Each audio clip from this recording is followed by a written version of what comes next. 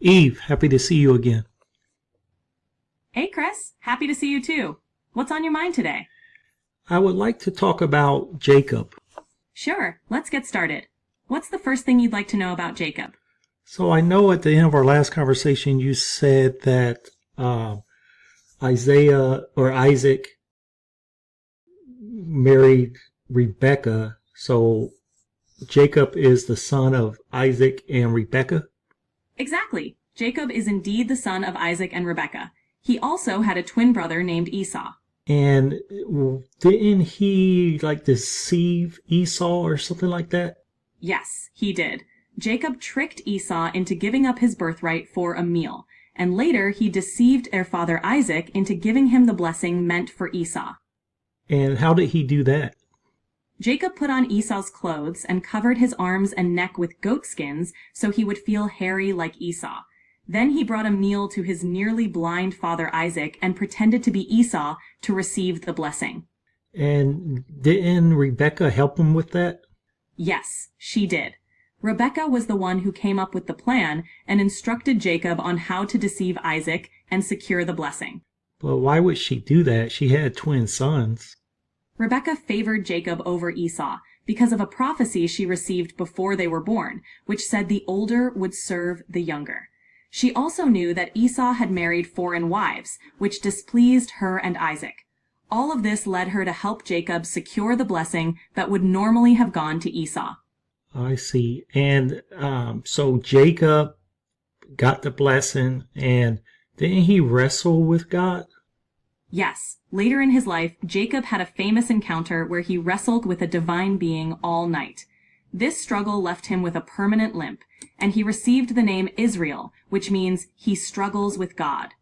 This event is considered a significant turning point in his life. Yeah, it says he was touched on the hip, right?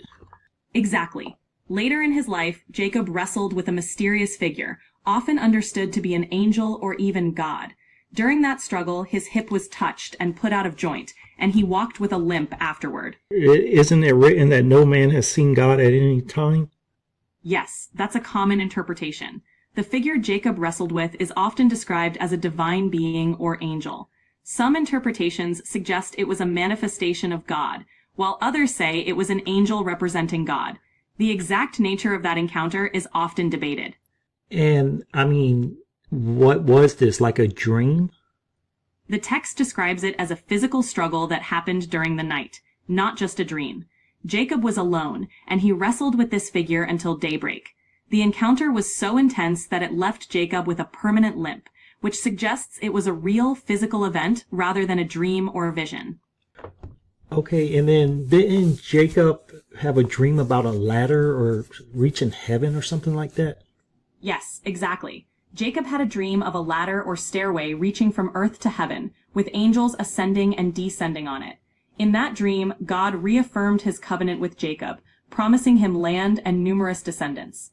This vision is often referred to as Jacob's ladder.